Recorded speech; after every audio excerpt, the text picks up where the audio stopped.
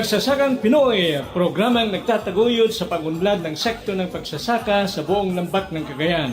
Hatid sa inyo ng Opisina ng Kagawaran ng Pagsasaka sa Rehiyon 2 at ng himpilang ito. Magsasakang Pinoy, Magsasakang Pinoy. Tulong sama-sama sa bandang huli mas tataas ang kita.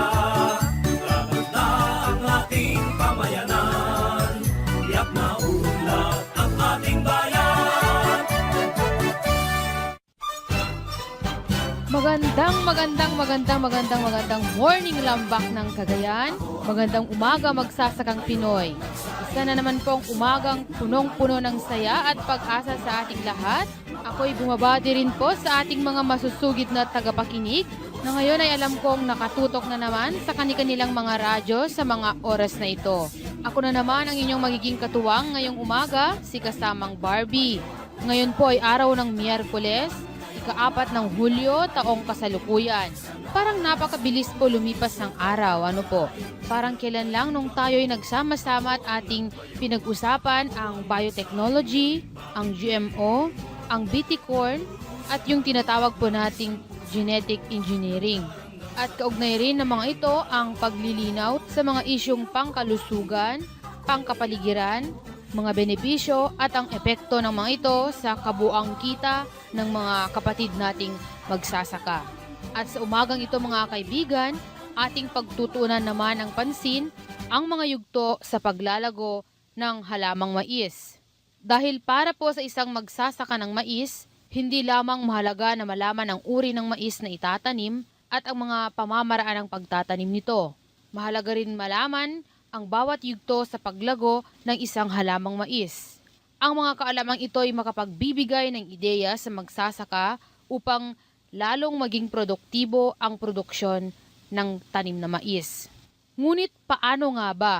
Paano nga ba lumalago ang isang halamang mais? Mula sa pagiging buto, paano ito umuusbong bilang isang halaman? Mga kaibigan, heto po ang ating pag-uusapan sa umagang ito.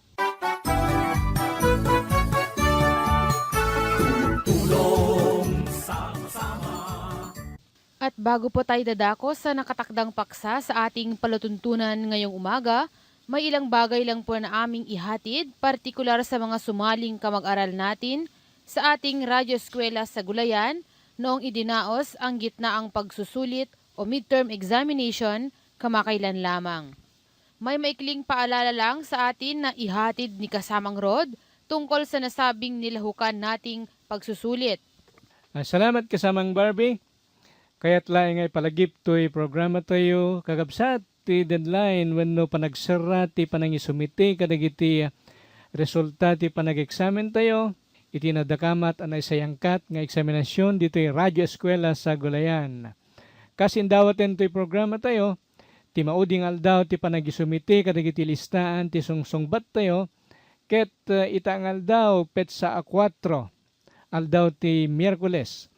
Ikagumaanan tayo ko mga Rod nga iyawat wenno ipaima ti listaan dagiti sungbat tayo iti nasao nga eksamen iti mismo naka-assign nga agricultural technologist wenno extension worker tayo iti mismo alog lugar tayo. Ikid daw tayo met kagabsat nga permaan ti nasaong agserserbi nga empleyado ti opisina ti Departamento de Agrikultura ti iyawat tayo kenkuan na listaan dagiti sungbat tayo apakakitaan nga na isumite tayo kenkuana tinasao a dokumento iti lasod tinekadeng a tiyempo. Idawat tayo pa'y kuma iti nasao nga opisyal nga isunto kuman iti mangyawat wenno mangyintrega iti mismo nga municipal agricultural officer iti ili tayo. Santo el bilipatan kagabsat mi kas ni pagpakamon itangal daw ti mauding aldaw ti panaggisubmite kadagiti listaan ti sungbat tayo para tinasao nga eksaminasyon. Sa anton nga awaten ti programa tayo, dagiti listaan ti sungbat tayo, no may sumite, kalpasan, daytoy apet sa a4 ti agdama abulan ti Hulyo, aldaw ti Miyerkules. Agyaman kami hapo. Maraming salamat din kasamang Rod. Balikan po natin ang ating nakatakdang usapin ngayong umaga tungkol sa mga iba't ibang yugtong pagdaraanan na ating tanim, tungkol sa mga iba't ibang yugtong pagdaraanan ng ating mga tanim na mais simula sa paglaki nito hanggang sa pamumulaklak at pamumunga. Para sa kaalaman ng nakararami, 6 ang yugtong pinagdaraanan ng isang halamang mais. Ang una ay ang seedling stage o yugto ng punla. Pangalawa ay ang tassel development and stalk elongation stage o ang yugto ng pag-usbong ng tassel at paghaba ng tangkay. Pangatlo naman ay ang ear development and tasseling stage o yugto ng pag-usbong ng bunga o puso ng mais at pagyabong ng tassel. Pang-apat naman ay ang silking stage o ang yugto ng pagbubuhok ng bunga ng mais. Ang ikalima ay ang kernel development stage o ang yugto ng paglaki ng butil o kernel. At ang panghuli ay ang physiological maturity stage o ang yugto ng physiological na paggulang. Sa ngayon po ay ating isa-isahin at pag-usapan ang bawat yugto sa paglago ng halamang mais. Sa pamamagitan nito ay ating malalaman kung paano pangalagaan ang ating tanim. Ang una ay ang seedling stage. Pagkatanim ng buto ng mais, ito ay sisipsip ng tubig at magsisimulang sumibol. Kapag mainit at mahalumigmig ang panahon, ang halaman ay kalimitang tumutubo sa loob ng 4 o 5 araw. Unang tumutubo ang radikel o panimulang ugat. Kasunod nito ang plumule o panimulang dahon. Kapag tumubo na ang halaman at nasikatan ng araw, mabilis na ang paglago ng mga dahon at iba pang mga bahagi ng halaman. Sa seedling stage naman, maraming dahon ang mabilis mga matay. Subalit mabilis rin naman itong napapalitan. Dahil dito, ang anumang sira o damyo sa halaman ay walang masyadong epekto sa maaaring ibunga nito. Sa unang yugto pa lamang, dapat nang makita na maganda ang kalidad ng halamang mais. Tiyaking ang seedling o punla ay may matibay na tangkay upang ito'y hindi mabilis mamatay. Upang masiguro ang matibay na tangkay ng punla, ay mahalagang maganda ang buto, tama ang dami ng buto sa pagtatanim, at sapat ang pataba at tubig ng lupa. At ngayon naman tayo'y dadako sa pangalawang yugto, ang pag-usbong ng tassel at ang paghaba ng tangkay. Ang tassel mga kaibigan ay ang lalaki o stamen ng bulaklak na nasa dulo ng halaman. Ang pag-usbong ng tassel ay nagaganap sa pag-usbong ng ika-6 na dahon hanggang ika-10 dahon ng halamang mais. Subalit sa yugtong ito, hindi pa talagang nakikita ang tassel. Ito'y nagsisimula pa lamang na mabuo. At kasabay ng pagkakaroon ng tassel ay ang mabilis na paghaba ng tangkay ng mais. Dapat ninyong malaman na sa yugtong ito'y malaki ang pangailangan sa tubig at sustansyang galing sa lupa ng inyong pananim. Ito'y dahil mabilis ang paglago ng halaman. Ayan po, 2 yugto na ang ating napag-uusapan. Ang seedling stage at ang yugto ng pag-usbong ng tassel at paghaba ng tangkay ng mais. Tulong sama-sama. Meron pa po tayong 4 na yugtong pag-uusapan at isunod na natin ang ikatlong yugto. Ito ang pag-usbong o pagkakaroon ng bunga at pagyabong ng tassel. Sa pagsibol ng ika-12 dahon ng halamang mais, ang laki ng bunga at ang bilang ng maaaring maging butil nito, ang laki ng bunga at ang bilang ng maaaring maging butil nito ay maaari ng malaman. Ang bunga ng mais ay tinatawag ding puso. Sa bahaging ito, ang kakulangan sa tubig o sustansya ay maaring makaapekto sa dami ng butil o laki ng bunga. At samantala, ang dulo naman ng tassel ay maaari nang makita sa pag-usbong ng ika-17 dahon. Ang yugto ng pagyabong ng tassel ay nagsisimula kapag ang huling sanga ng tassel ay kitang-kita na. Kalimitan, ito'y nagsisimula 2 o 3 araw bago magkaroon ng buhok ang halamang mais. Mga kaibigan, isunod na po natin ang ika-4 na yugto na tinatawag na silking stage o yugto ng pagbubuhok ng mais. Nagsisimula ito kapag nagkaroon na ng buhok ang bunga ng mais. Ang buhok ng mais ay maaaring humaba mula 2,5 sentimetro hanggang 4 na sentimetro bawat araw at nagpapatuloy hanggang ito'y ma-fertilize na. Ang pollination o pollination sa halamang mais ay nagaganap kapag ang mga grano ng pollen ay nakukuha ng mamasa-masang bagong buhok ng mais. Kalimitan, ang pagbaba ng grano ng pollen papunta sa ovule o munting itlog ay tumatagal ng 1 araw. Sa ovule nagaganap ang fertilisasyon. At matapos ito, ang ovule ay nagiging buto na kung tawagin natin kernel. Ang tagtuyot at sa katunayan, ang tagtuyot at iba pang uri ng stress sa halaman ay maaaring makaapekto sa pagbubuo ng ovule upang maging isang kernel. Kapag hindi na pepertilisa ang ovule, ito'y hindi magiging buto. At pagkatapos nito ay ang paglaki ng kernel o kernel development. Bago natin alamin ang mga sumusunod pang yugto ng pagdevelop ng ating halamang mais, huwag po kayong lalayo dahil babalik din kami sa inyo pagkatapos lang ng mga ilang paalala. Tulong sama-sama.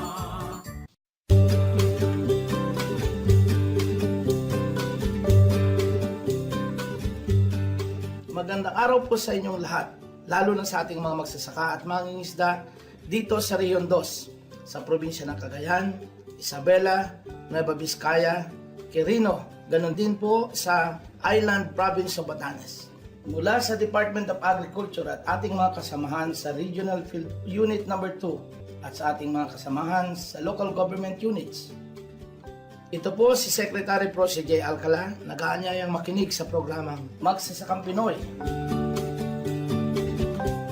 Magsasakang Pinoy para sa dagdag kaalaman sa makabagong teknolohiya sa ating sakahan, pag-aalaga ng hayop at palaisdaan. Magsasakang Pinoy, alas 5 hanggang alas 5:30 ng umaga, Lunes hanggang Biyernes, mula sa radio stations DWPE, Tugigarao City, DWDY, Kawayan City, HOT-FM, Kawayan City, DWSI, Santiago City. Just Aquina, kada kayo amin. Muli, ito po si Secretary Pro si J. Alcala ng Department of Agriculture.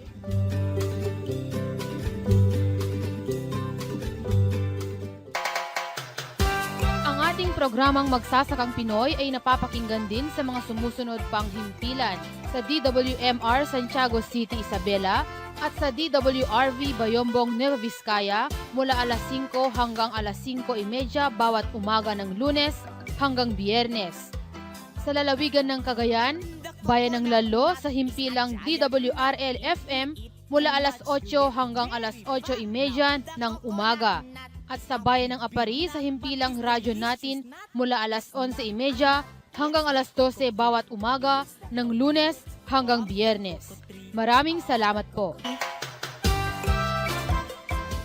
Si Lucy Torres Gomez para sa Department of Agriculture, White Corn Grits. In my line of work, I have to stay healthy, and part of staying healthy is watching what I eat. Di pwede kung ano-ano lang, especially for my family. Ang white corn grits ay mayaman sa protina at mineral na nagtatanggal sa toxins ng katawan. Sagana din ito sa fiber na nagpapababa ng kolesterol at tumutulong maiwasan ang colon cancer. Studies have also shown that white corn grits have lower sugar content kaya perfect ito para sa mga diabetics. I have to be in top form always and white corn grits is the healthy way to go. Ang mensaheng ito ay hatid sa inyo ng Department of Agriculture at ng himpilang ito. Karagiti kalikagom ang mapatuludan karagiti babasaen, may panggep ti panagmula ti pagay, mais, natnateng, sumagmamano kay kayong agbumbunga, ken panagtaraken ti dingwen, mabalin nyo lang apo ti agsurat when ag-text iti Magsasakang Pinoy radio program, ket ilanat tayo kumati paginteresan at tupiko iti text ngay patulodyo. No dagundaway tayo, mabalin met a personal a pumasyar tayo karagiti kasitgan a research outreach stations, wenno satellite stations ti opisina ti Departamento ti Agrikultura dito Region 2, tapno makapili tayo karigiti sumagmamano a libre a babasaen, wenno makapagbuya tayo karigiti video presentations, may panggep ti panagtalon. Ije probinsya ti Cagayan, masarakan ti opisina ti Cagayan Valley Lowland Marine Research Outreach Station, ije Minanga Norte, munisipalidad ti Gig, wenno kadagiti satellite stations detoy, ije Abulog Seed Farm, Magire, Lukban Abulog, ken Cagayan Breeding Station, ije Magirig, Sulana.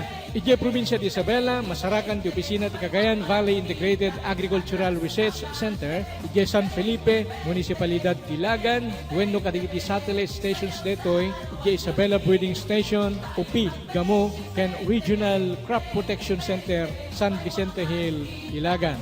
Ije probinsya ti Nueva Vizcaya, masarakan ti opisina ti Cagayan Valley Hillyland Research Outreach Station, ije Sitio Tapaya, Villaros, munisipalidad ti Bagabag. Ije probinsya ti Quirino, masarakan met ti opisina ti Cagayan Valley Upland Research Outreach Station, ije Barangay Dungo, munisipalidad ti Aglipay. Ije met probinsya ti Batanes, masarakan ti Cagayan Valley Inland Agricultural Research Outreach Station, ije kabesera na ti Pasco. Gundawayan tayo kuma dagiti serbisyong ipapaay dagiti research outreach ken satellite stations ti opisina ti Departamento de Agrikultura ditoy Region 2. Nagyaman kami hapo.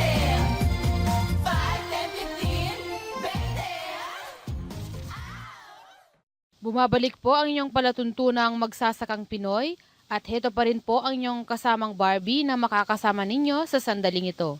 Ipagpatuloy nating talakayin ang mga sumusunod pang yugto sa paglaki at pagdevelop ng ating halamang mais. Ito na po mga kaibigan ang ating panglimang yugto. May 4 na bahagi ang yugtong ito. Ang blister stage, milk stage, dough stage at kernel form stage. Nagsisimula po ang blister stage sa ika-10 hanggang ika-14 na araw matapos ang silking stage. Sa yugtong ito, ang kernel ay kulay puti sa labas at parang blister o butlig. At may 85% o 85% ng tubig o moisture content. Ang endosperm naman ay walang kulay o malinaw at may maliliit na embryo na maaaring makita kung ito'y masusing pagmamasdan. Ang starch ay nagsisimula pa lamang dumami. Pagsapit ng milk stage, ang kernel ay kulay dilaw sa labas. Ang dating kulay tubig na endosperm naman ay kulay gatas na. At dahil ito sa patuloy na dumaraming starch, nagsisimula ang milk stage sa ika-18 hanggang 22 araw pagkatapos ng silking stage. Sa milk stage, patuloy ang paglaki at mas mabilis nang makita ang embryo. Ang moisture content naman ay bumaba na sa 80%. Sa ika-24 hanggang 28 araw pagkatapos ng silking stage, magsisimula ang dough stage. Dito patuloy pa ring dumarami ang lamang starch. Bunga nito, mas nagiging makapal ang loob ng endosperm. Sa yugto pa rin ito'y patuloy na lumalaki ang embryo, habang ang moisture content naman ng kernel ay 70% na lamang. Sa kernel form stage naman, lahat o halos lahat ng kernel ay maaring flint o dent na. Depende po yan sa variety. Ito'y nagsisimula sa ika-35 hanggang 42 araw pagkatapos ng silking stage. Ang moisture content ng kernel ay nasa 55% na. At pagkatapos ito mga kaibigan, ay saka nasusunod ang panghuling yugto sa paglago ng halamang mais. At ito ay ang physiological na paggulang. Nagsisimula ito sa ika-55 hanggang 65 araw pagkatapos ng silking stage. Dito, ang lahat ng kernel ay nakaabot na ng pinakamataas na pagdami ng tuyong bagay o dry matter at tumitigil na rin sa pagyabong. Ang moisture content ng kernel ay nasa 30 hanggang 35% na lamang. Ang mga dahon at ang balat ng bunga ng mais ay maaring hindi na berde. At ayan po mga kaibigan, atin ang natalakay ang 6 na yugtong pinagdaraanan ng halamang mais. Kasama na rin dyan ang mga pagbabagong nagaganap sa bawat yugto. Atin pong ulit iisa-isahin. Una ay ang seedling stage, Pangalawa ay ang pag-usbong ng tassel at paghaba ng tangkay. Pangatlo ay ang pag-usbong ng bunga at pagyabong ng tassel. Pang-apat ay ang pagbubulok ng mais o silking stage. Pang-lima, paglaki ng butil o kernel. At ang pang-anim at ang panghuling yugto ay ang physiological na paggulang. Sa pagtatapos po ng ating aralin mga kaibigan, nais ko pong tandaan ninyo na ang halaman kasama na ang mais ay isang buhay. Bawat yugto nito ay may kaukulang pag-aalaga. Parang tao rin po yan. Kailangan ang pangangalaga mula pagkasilang, matutong magsalita, lumakad, mag-teenager, mag-asawa, hanggang sa ito'y tumanda. Hindi po ba? Kaya obserbahan at alagaan ang inyong maisan. Bawat isang halaman ng inyong mais ay isang buhay na sa inyo umaasa ng kalinga at tulong. At mahalagang ipagkaloob nyo ang mga pangangailangang yan.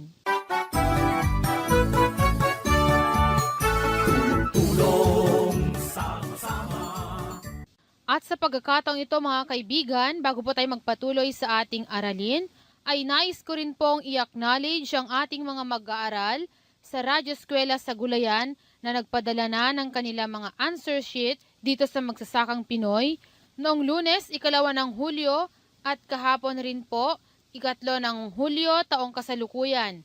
Sinikap po ng kanilang mga municipal agriculturist na ipaabot dito sa ating programa ang kanilang mga papel nang sa gayon ay sila po'y makasiguro na matatanggap na ng ating programa ang kanilang mga kasagutan bago pa man humantong sa deadline.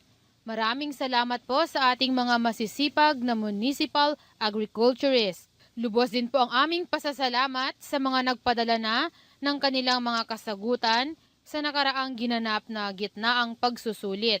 Salamat po kay Daisy Duran ng Kabuluan, Alcala, Cagayan, kay Sixto Kasagan ng Libag Sur, Tuguegarao City, kay Ferdinand Marinas ng Murong, Bagabag, Nueva Vizcaya, Dominga Cabalza ng Taga, Tuguegarao City. Maraming salamat rin po kay Marita Ancheta ng Kabuluan, Alcala, Cagayan, kay Leo Barandino ng Libag Sur, Tuguegarao City. Salamat din po kay Aida Ramos ng Liwanag, Tumawini, Isabela, kay Francisco Kakal ng Bantug, Tumawini, Isabela, gayon din kay Consuelo Agkawili ng Paranom Lalo, Cagayan, kay Mr. Fernando Tasi ng Kapatan, Tuguegarao City. Salamat din kay Melesio Pernada ng Kataywan, Lalo, Cagayan, kay Adelina Langkay ng Kapatan, Tuguegarao City. Salamat din po kay Lopez Suyo ng Larion Alto, Tuguegarao City, kay Edeline Agkawili ng Paranom Lalo, Cagayan, gayon din po kay Erlinda Melad ng Kapatan, Tuguegarao City, kay Romeo Delfin ng Magapit, Lalo, Cagayan, kay Ferdinand Montemayor ng Magapit, Lalo, Cagayan, Estrella Langkay ng Larion Alto, Tuguegarao City. Salamat din po kay Vilma Catulin ng Larion Alto, Tuguegarao City, at kay Mr. Feli Orjoso ng Jurisdiction, Lalo, Cagayan. Ayan, sila po ang mga nasa listahan natin ng mga enrollees na nagpadala na ng kanilang mga answer sheets dito sa Magsasakang Pinoy. At muli, maraming salamat po sa inyo. Tumutok lamang po kayo sa inyong mga radyo mula Lunes hanggang Biyernes para po sa mga karagdagang anunsyo. Yan lamang po sa ngayon at maraming salamat po.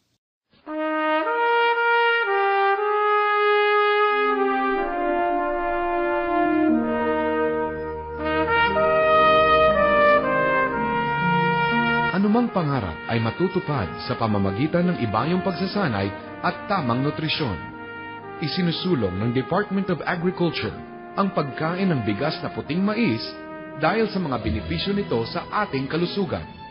Mayaman ito sa protina at mineral. Mataas ang taglay nitong fiber na nakakapagpababa ng kolesterol at nakakatanggal ng toxin na siyang pinagmumulan ng colon cancer. Mabagal matunaw ang mais, kaya't maiiwasan ang pagtaas ng blood sugar na sanhi ng diabetes. Mas tumatagal ang pagkabusog at napapanatili ang lakas at tatag ng ating katawan sa mais. Kaya, Ito ang pagkain ng kampyong katulad ko. Mais, para sa mas malakas at malusog na Pinoy, magmais tayo.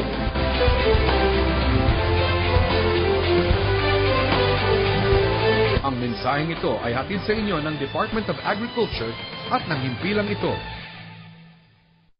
Mas marami sanang bigas na makakain kung wasto ang pagpapatuyo ng palay. Ang Department of Agriculture ay patuloy na namamahala ng mga programang tumitiyak sa wastong pagpapatuyo ng mga butil. Isa na dito ang pamamahagi ng mga flatbed dryers at storage facilities sa mga kwalipikadong samahan ng mga magsasaka. Sa tamang pagpapatuyo, siguradong tiyak ang supply ng dekalidad na pagkain, gayon din ang mataas na kita ng ating mga magsasaka. Para sa karagdagang kaalaman hinggil sa post-harvest program ng pamahalaan, sumangguni sa pinakamalapit na tanggapan ng Department of Agriculture.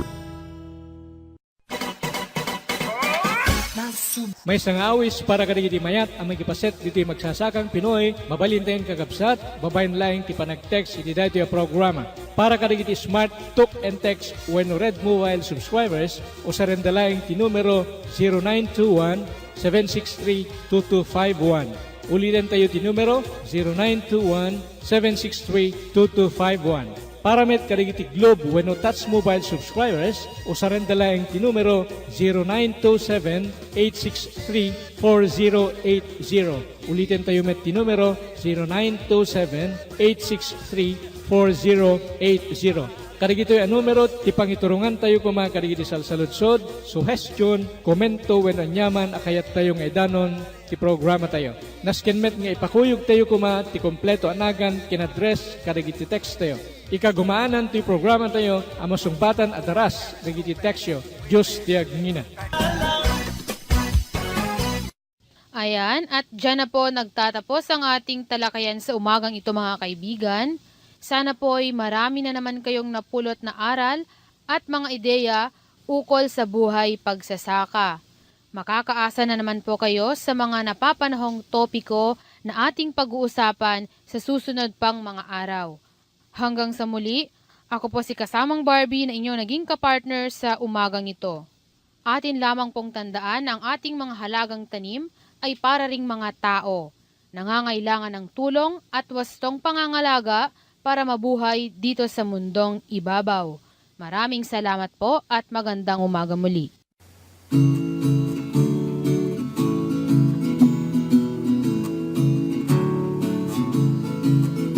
Dito sa kagawaran ng agrikultura, dito magmulang tunay na paglilingkod sa bansa, katuwang ng mga magsasaka, katuwang ng mga mangingisda, kasama tungo sa pagunlad ng bansa. Sa wasto at makabagong teknolohiya, iba yung kakayahan at lakas sa pagsasaka, sapat na suporta sa agrikultura at patnubay ng dakilang manlilikha. Dito sa kagawaran ng agrikultura, dito kami ay tapat na maglilingkod sa bansa, katuwang ng mga magsasaka, katuwang ng mga mangingisda, kasama tungo sa pagunlad ng bansa.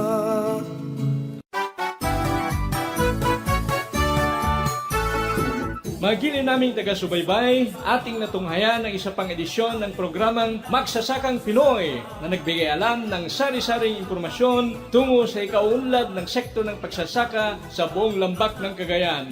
Inihatid sa inyo ng Opisina ng Kagawaran ng Pagsasaka sa Region 2 at ng himpilang ito. Magsasakang Pinoy, Magsasakang Pinoy!